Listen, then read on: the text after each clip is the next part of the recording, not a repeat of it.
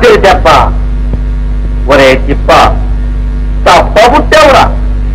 ఈ కూడొకటి గొడవ తెచ్చిందే కానీ లేకుంటే రాజోళ్ళంతా నీ ముందు దిగుదొడిపే కదట్రా. అద్దె చెప్ప ఈ యాసంతో ఎల్లిళ్ళని చూసిందంటే ఎగిరి బెడేసుకోతాను. ఎల్లే ఎల్లే ఎల్లే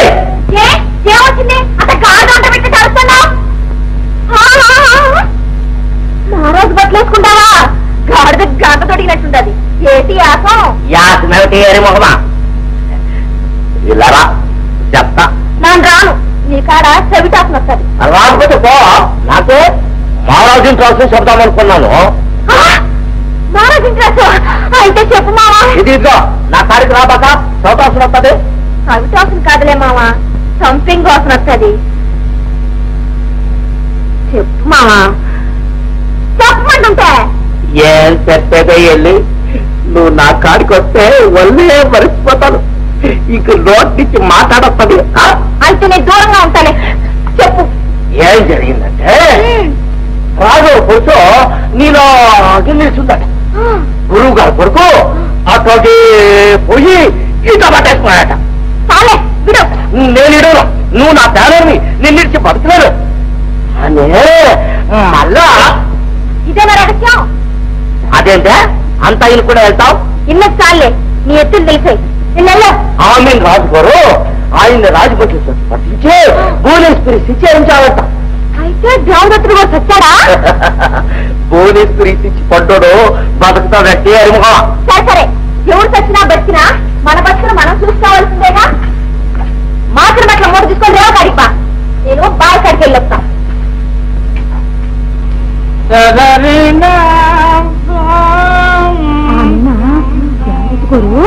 దివాణంలోకెళ్ళి పెళ్లి చేసుకోమన్నారంట. అన్నీనా రాజుగారు ఏం చేశారంటే జాగ్రత్తలు గోరి శిక్షాగారు పంపించారంట. ఆమె రాజుగురు గారు ఆయన భువనేశ్వరి శిక్ష చేశారంట. మాంకాలమ్మ కన్న కొడుకని కూడా చూడకుండా అంత కఠిన శిక్ష చేశాడన్నమాట రాజుగురు. ఆ రిసీవే అంత ఓ తప్పు చేసినా సరే శిక్ష చేస్తారు. ఆయన మనకెందుకు రండి మాంకాలమ్మ గారు. ఇదిగో ఈ విషయాలు ఎవరితో అడమాకండి. క్లాస్ రూమ్ గుట్టు.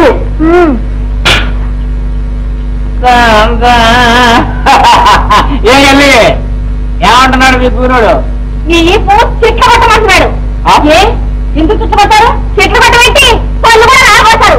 పరాయణాన్ని చూసి పళ్ళు తీస్తే ఏం లేకపోయా? ఎందుకు సిగ్గు సరే లేకపోయాక?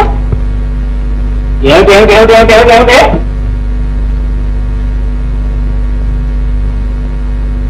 ఎవరికే సిగ్గులేంటి?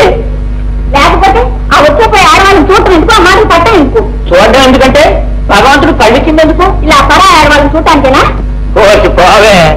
చూసేటప్పుడు సొంతం అయితే పరా అయితే పరా అయితే ప్రాణాలకే ముప్పు. ఆ రాజుగురు కూడా కనుక విన్నారా? రాకుమార్ జోలు పోయాక భువనేశ్వరి పేరు తెచ్చి వేశారట. ఏమండి మీ కాలు తిరుగుతామండి. నా బస్సు కొంత పాడు చేయకండి. ఏమిటా నీ గోళ? నేను చూసేది. ఏమండి నేను పతివ్రతనండి. పతివ్రతల కన్నీళ్ళు దర్శిస్తే మీకు కళ్ళు పోతాయండి. నీ పాతివ్రత మంగింది లేదు. అవతలబా పాతివ్రతట పాతివ్రత.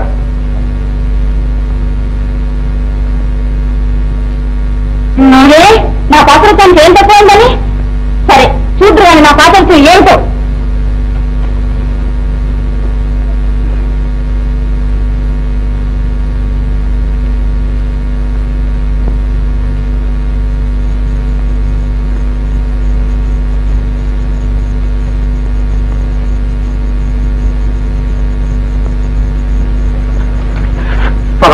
నీ మేలు అన్నిటికీ మర్చిపోలేదు. నా అదేవంశం అయ్యాడు. పెద్దయ్య రుణం ఈ దయ్యాలనే తీసుకోగలిగాను. నోట్ తీసుకోండి. మహారాజు వేసుకుని పెద్దయ్య గురించి మనసు వచ్చేవరకు ఇక్కడే తప్పుకుంది. విడిచిపోతే మాత్రం నా పనులకు వస్తుంది. లేదు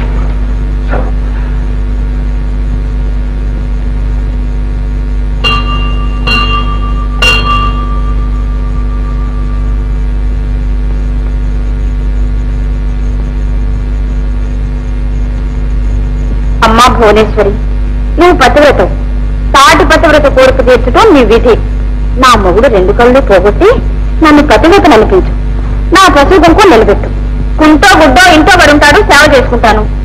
తల్లి, నువ్వు ఆడదానివే. ఆడదాని బాధ అర్థం చేసుకుని నాకు ఆ వరం ఇవ్వు. ఇచ్చే వరకు నేను ఇక్కడి నుంచి కదలను.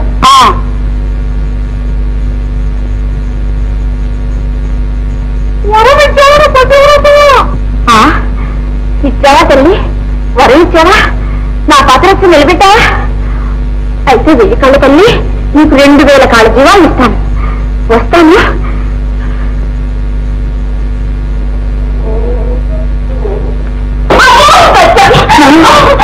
మాట్లాడి నేను కుక్కలాగా కనిపిస్తున్నానా? ఎవరో కళ్ళు కనబడితేదో ఉన్నట్టుండి చూపోయింది. నిజంగానే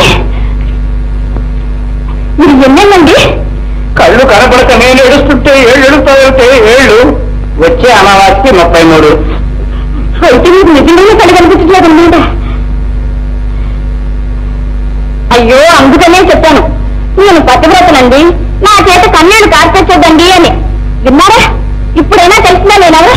తెలుసుకున్నానే, నువ్వెవరో పూర్తిగా తెలుసుకున్నా. ఆ తర్వాత ఇలాగే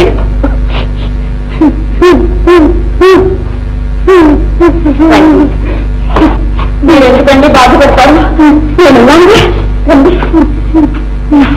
మీరు మెదలకుండా కూర్చోండి, నేను సేవ చేసుకుంటాను. నా పతివ్రతాన్ని నేను నెరవేర్చుకుంటాను.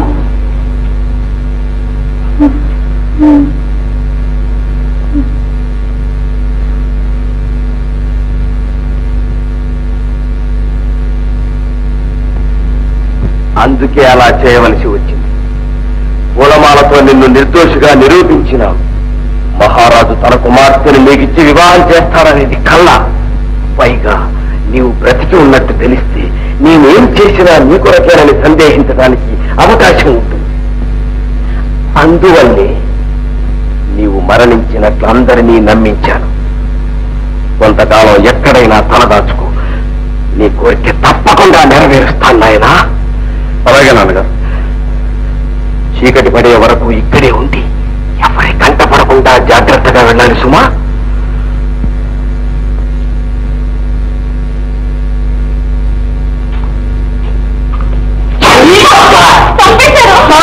నువ్వే కుక్క ఇంట్లోంచి వెళ్ళిపోతుంది అనుకున్నాను. నా లాంటి పతివ్రతను పట్టుకుని కుక్క కుక్క అని ఎన్నిసార్లు కాళ్ళు ఎరగొట్టారండి. అయినా కొడుకు తప్పుతున్నా పతివ్రతని పూజకి వెళ్ళేస్తాను. ఇది జాగ్రత్త.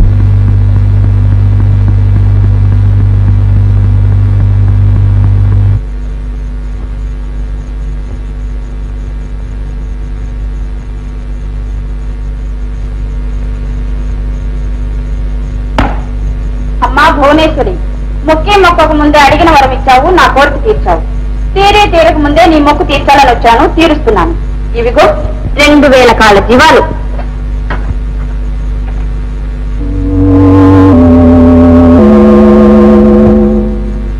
అమ్మా, నేను వెళ్ళొస్తాను. పతివ్రతాధారిని పాటించాలిగా మరి.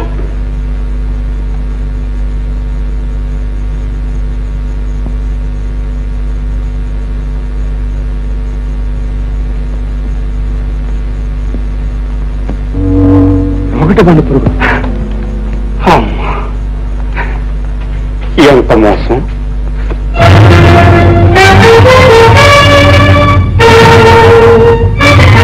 ఎంత ద్రోహం! ఉండు, నీ పని చెప్తా.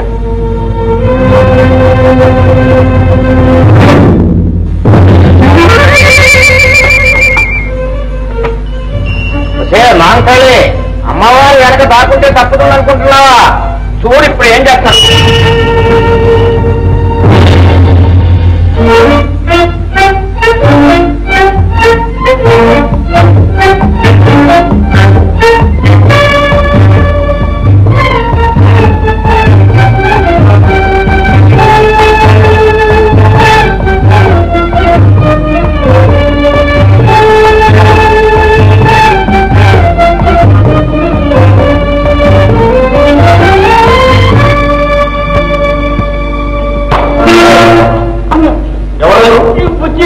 అంటే పుచ్చుకోండి. నా పిల్ల ఆడుతున్నాను. కళ్ళు కనపడా? నాకెందుకు కళ్ళు కనపడవండి? దానికోసం నా ఆటకు ఆడాను. అంతే.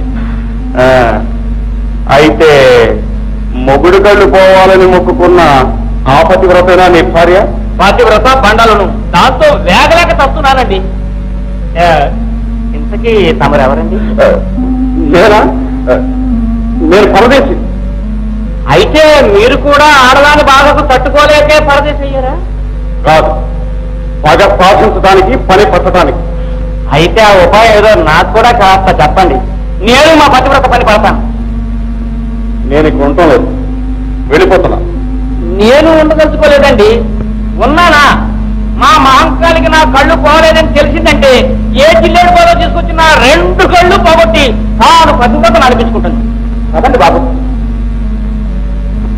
మనిషికి మనిషి తోడు. రండి బాబు, రండి రండి రండి.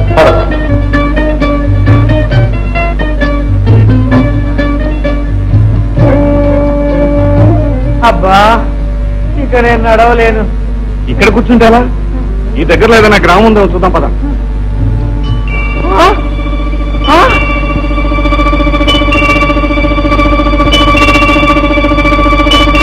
ఏమిటిది పల్లకి ఆకాశంలో ఎగురుతుంది?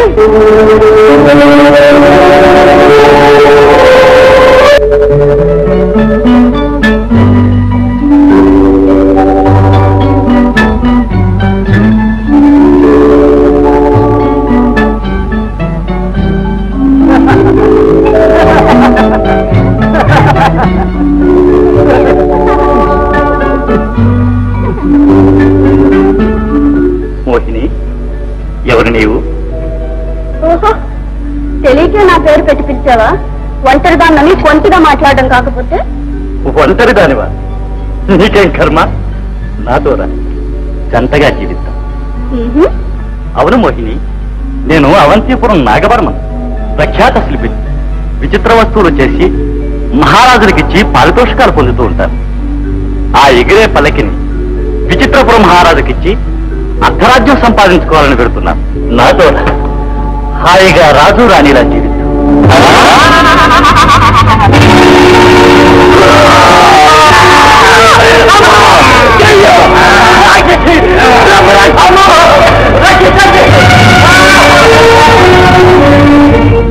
గుర్తొచ్చింది. ఆడదంటే దెయ్యం. ఇక ఈ జన్మలో ఆడదాన్ని తలపెట్టను. ఎక్కడుంటే మనకు కూడా బీజేస్తుందేమో వెళ్ళిపోదాం కదా. ఇది ఎగిరే పలకి, ఇంట్లో వెళ్ళిపోతాం. సరేలే, దీని విషయం తెలుసుకునేసరికి మనం తెగి కడుపులోకి పోతాం. అయితే ముందు దీన్ని ఎక్కడి నుంచి ఎత్తుకోవడం.